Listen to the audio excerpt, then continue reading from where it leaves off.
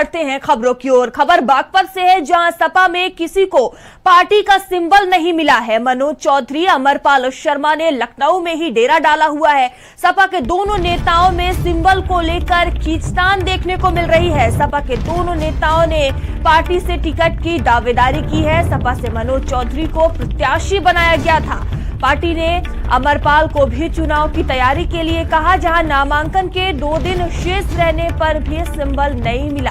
तो बागपत सीट से सपा से खरीदे जा चुके हैं 4 नामांकन पत्र।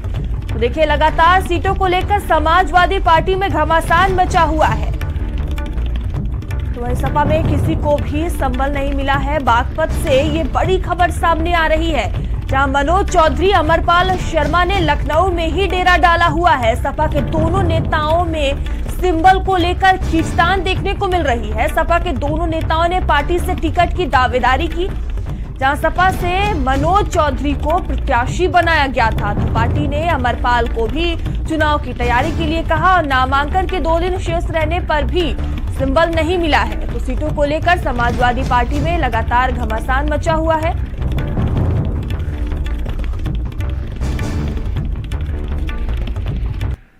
और इस खबर पर अधिक जानकारी के साथ संदीप हमसे जुड़ चुके हैं। संदीप, देखिए, समाजवादी पार्टी में लगातार सीटों को लेकर घमासान मचा हुआ है और बागपत से ये खबर है कि अभी तक किसी को सिंबल ही नहीं मिला है। देखिए, बिल्कुल मयूरी, इस बार का जो 2024 का लोकसभा चुनाव है वो समाजवादी पार्टी के लिए देखिए महत्वपूर्ण बहुत है। और समाजवादी पार्टी देखिए जिस तरीके से प्रत्याशियों के नाम बदलने को लेकर इस बार चुनाव में देखिए बेहद ही चर्चा में है। चाहे हम देखिए रामपुर की बात करें, एसटी हसन के मामले में भी देखिए सभी ने देखा कि वहां से 2-2 लोग नामांकन करने के लिए पहुंच गए। मतलब एक अनार है 100 बीमार है। सीट एक है, उसके दावेदारी जो है वो तमाम लोग ठोकते हुए नजर आ रहे हैं। अब देखिए बागपत की आप देख लीजिए, ये बताया जा रहा है कि मनोज चौधरी, अमरपाल शर्मा ने वहां से नामांकन पत्र खरीदा है। दोनों को अभी तक सिंबल नहीं मिला है। और इसी के साथ साथ विकास कुमार और विदुर कुमार ने भी नामांकन फॉर्म लिया है। कल नामांकन की अंतिम तिथि है। दोनों को अभी तक देखिए सिंबल नहीं दिया गया है। मनोज चौधरी कह रहे हैं मुझको पार्टी ने प्रत्याशी बनाने का फैसला लिया है। अमरपाल शर्मा कह रहे हैं मुझको बनाने का फैसला लिया है। लखनऊ में डेरा डाला हुआ है दोनों ही नेताओं ने। बताया जा रहा है कल भी अखिलेश यादव से मिलने का प्रयास किया गया, कल भी अखिलेश यादव से मुलाकात नहीं हो पाई। आज भी अखिलेश यादव से मिलेंगे, उसके बाद ये तय हो पाएगा कि बागपत से आखिर प्रत्याशी जो है वो कौन बनाया जाएगा, किसको सिंबल दिया जाएगा, क्योंकि कल नामांकन की अंतिम तिथि है।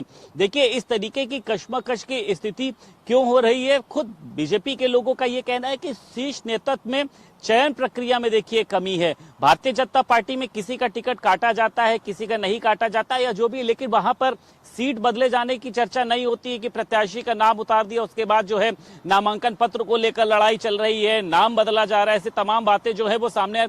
लेकिन इन दिनों सपा में देखिए ये बहुत ज्यादा देखने को मिल रहा है। रामपुर की बात करें, अन्य सीटों की बात करी जाए, बागपत की बात करी जाए, अभी तो एक बहुत बड़ी चर्चा और भी चल रही है कि बदायूं से भी प्रत्याशी बदल दिया जा सकता है। वहां से शिवपाल यादव ने कहा है कि मेरे बेटे को चुनाव लड़ा दिया जाए। तो भारतीय जनता पार्टी के सामने देखिए मुझे लगता है कि समाजवादी पार्टी एक अलग तरीके की रणनीति लेकर चल रही है कि पहले प्रत्याशियों के नामों को उतारने के साथ साथ जब वहां पर विरोध नजर आता है कि इनका कोई जनाधारी नहीं है, वहां पर किस बलबूते आप इनको उतार रहे हैं, तो एक नया प्रयोग किया जा रहा है कि पहले प्रत्याशियों को टिकट दिया जाता है, फिर उनका टिकट काट दिया जाता है, नामांकन पत्र खरीदने के लिए कह दिया जाता है कि तुम तैयारी करो, फिर उसके बाद सिंबल नहीं दिया जाता है। तो जब सिंबल ही नहीं दिया जाएगा तो प्रत्याशी जो है वो चुनाव किसके आधार पर लड़ेगा, उसका नामांकन पत्र तो रद्द हो जाएगा। तो मुझे लगता है कि आज मनोज चौधरी, अमरपाल शर्मा में से एक अखिलेश यादव से मुलाकात करेंगे और अखिलेश यादव सिंबल देने का काम करेंगे। उसके बाद दोनों ही प्रत्याशी कल जो अंतिम दिन बचा है बागपत का, उसमें अपना नामांकन करेंगे, चुनाव की जो भी तैयारियां हैं वो करेंगे। लेकिन हाँ मयूरी, समाजवादी पार्टी में देखिए इधर कंफ्यूजन बहुत है प्रत्याशियों को लेकर। कई जगहों पर देखिए अभी तक नामों का ऐलान ना होना तो ये दिखा रहा है कि या तो समाजवादी पार्टी जो है उसके पास प्रत्याशी नहीं है, या फिर वो भारतीय जनता पार्टी का भी इंतजार कर रही है, देख रही है कि भारतीय जनता पार्टी किस तरीके के दमदार प्रत्याशी को उतार रही, क्योंकि जातिगत समीकरण का इस बार बेहद ही ध्यान रखा जा रहा है।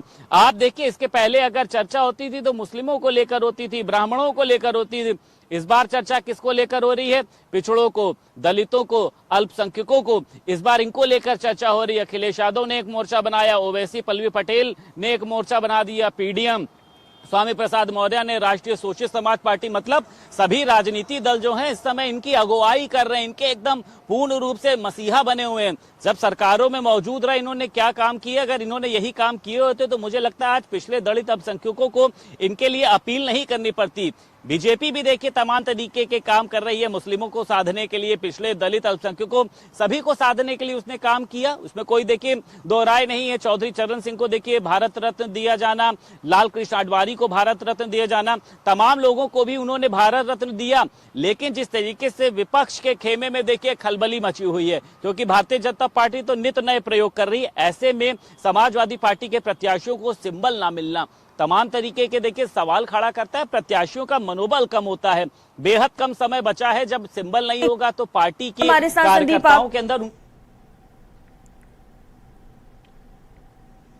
और चलिए आगे बढ़ते हैं, खबर लखनऊ से है जहां बीएसपी ने स्टार प्रचारकों की सूची जारी की है। पहले और दूसरे चरण के लिए स्टार प्रचारकों की ये सूची जारी की गई है। बीएसपी सुप्रीमो मायावती चुनाव प्रचार करेंगी। आकाश आनंद और सतीश